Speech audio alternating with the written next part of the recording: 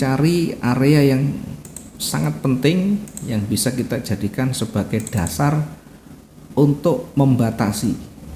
Yang kedua adalah area penting. Area penting yang pertama yang kita nanti akan lihat adalah support resisten. Yang selanjutnya adalah trend line. Kemudian ada range, ada retracement. Yang kedua, area yang penting yang harus kita nanti juga harus lihat setelah kita mengetahui tren. Bisa jadi tren itu akan terhenti dan berbalik, sehingga kita tidak harus mengikuti. Maka ketika kita sudah menemukan area yang penting ini, tentu akan memudahkan kita menentukan titik entry. Oke, yang pertama kita bahas adalah support resisten. Resisten, support. Support ini menjadi benturan di bawah, resisten menjadi benturan atas. Atau gampangnya, support ini menahan laju seller, resisten menahan laju buyer.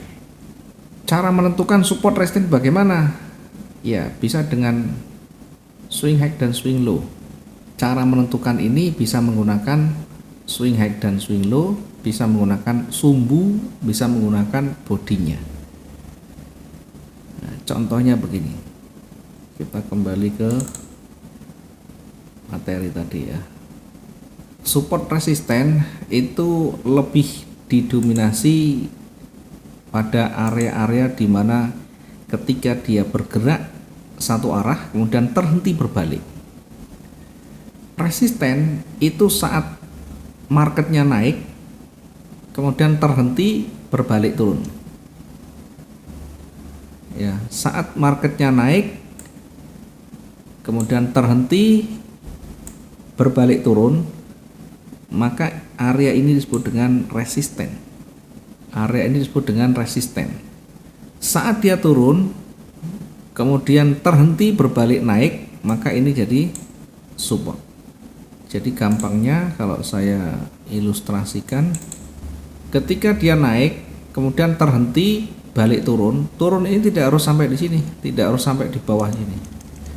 Mungkin dia membentuk satu kekuatan baru sehingga tidak harus sampai di sini.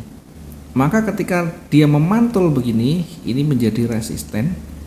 Kemudian saat dia bergerak turun dan tidak sampai ke bawah, lalu dia memantul kembali, maka ini menjadi support.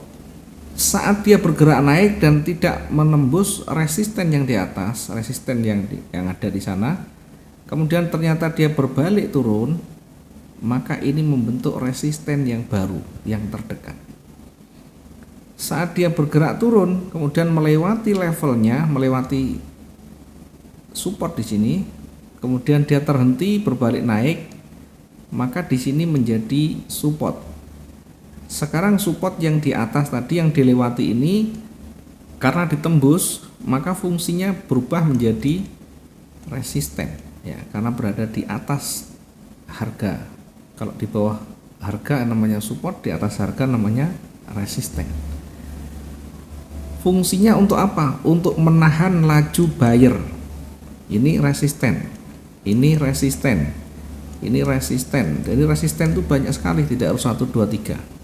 Sehingga ketika nanti misalnya dia berat ke atas, kemudian terhenti, maka bisa berbalik turun begini. Maka ini tetap resisten, tidak berubah. Saat dia bergerak ke bawah, kemudian balik naik, bahkan naik lagi, naik terus begini, kemudian setelah ini berbalik ini, maka ini resisten yang terbaru. Sementara resisten yang dilewati yang pertama ini jadi support. Resisten yang kedua dilewati ini juga jadi support. Resisten ketiga ini juga jadi support. Nah, untuk menembus tinggi ini tentu ada proses pertama lewat di sini dulu. ini mampu, biasanya lewat lagi, dan seterusnya.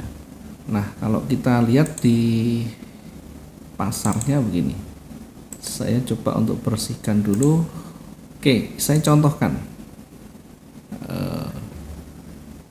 Mungkin yang belum banyak memahami MetaTrader, nanti silakan diotak-atik sendiri ya, menarik garis ini, garis datar dengan menggunakan draw horizontal line, kemudian menarik garis miring ini, kemudian memutus. Biasanya kalau garis trend line ini awalnya akan panjang seperti ini ya. Nanti kalau memutus caranya bagaimana, ini silakan dicoba ya. Klik 2 kali, klik kanan, kemudian ray-nya, parameter, ini ray-nya dihapus, nanti akan seperti ini. Jadi kalau tidak memahami silakan nanti ditanyakan ya, secara teknis tidak masalah, nanti kita akan sampaikan. Kemudian belajar juga nanti membuat garis rectangle ini, yang ada draw rectangle ini untuk membuat garis kotak ini. Kalau tidak muncul, cukup diklik di salah satu gambar, kemudian pilih customize.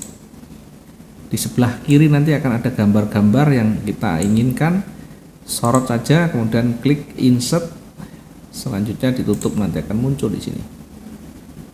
Oke, ini secara datar, secara global aja. Nanti kalau ada kesulitan silakan ditanyakan. Nah, saya menggunakan ini garis-garis tadi untuk membuat baris bantunya nanti ya. Garis trend ini ya, draw horizontal trend line atau draw trend line, ini digunakan untuk menarik garis trend ya. Tadi untuk membuat baris naik atau baris turun. Caranya dengan yang dekat, yang dominan dulu, yang di sini dominan. Misalnya ini dominan naik ya, dari sini kita bisa tarik begini. Nariknya di mana? Di sumbu atau di body? Boleh di sumbu, boleh di body. Yang banyak disentuh itu yang paling valid ya. Disentuh itu artinya ada banyak naik ditolak, banyak naik ditolak. Jadi kalau saya taruh di sini adalah yang paling valid karena di situ banyak sentuhan, sementara kalau di sumbunya hanya satu. Tapi juga boleh ya, prioritas yang banyak disentuh, kemudian tarik ke sini, kemudian ini nariknya bagaimana kalau seperti ini ya. Ini boleh tarik langsung satu begini, boleh, di sini juga boleh ya. Karena ini sudah lebih tinggi, pakai yang ini boleh. Kemudian coba kembali turun di area yang sama. Setelah itu tarik garis naik yang banyak disentuh, yang banyak disentuh. Kemudian setelah itu kemana? Setelah itu tarik ke sini lagi. Setelah itu tarik ke sini lagi ya, buat yang mendekati. Jadi kalau di sini atau di ujung atasnya sama. Kenapa? Karena mendekati di sini ya, buat mendekati. Kemudian selanjutnya turun ya sampai di sini mendekati, kemudian tarik lagi ke atas yang mendekati. Nah, sehingga ini mendekati level resisten. Ini namanya resisten. Di area resisten ini biasanya kalau tidak mampu breakout, dia memantul ya. Ini jadi breakout itu bukan sumbunya tapi bodinya yang utuh. Tidak mampu breakout, dia berpotensi memantul, sehingga fungsi dari resisten adalah menahan laju buyer. Fungsi dari resisten menahan laju buyer. Ini resisten, kemudian di sini juga resisten, di sini resisten. Ada 3 resisten. Semakin banyak resisten, maka semakin kuat area di situ untuk menahan buyer. Sehingga karena kuat, maka berpotensi akan memantul kembali ke bawah. Akan memantul kembali ke bawah. Sementara yang di bawah ini ada support. Ini ada support. Jadi tidak harus persis dalam garis yang lurus. Artinya di mana di sekitaran itu dia memantul. Maka ini adalah support. Saya bisa tarik garis yang sama, mendekati sama begini. Maka ini saya sebut dengan area support. Jadi jangan bingung, kadang di sumbu, kadang di bodi. Yang paling utama di mana di situ banyak ditolak, di sekitaran itu banyak ditolak. Support itu menahan laju seller. Support itu menahan laju seller ya. Seperti halnya kita ini adalah lantai, kalau lantai itu dilempar benda yang kuat.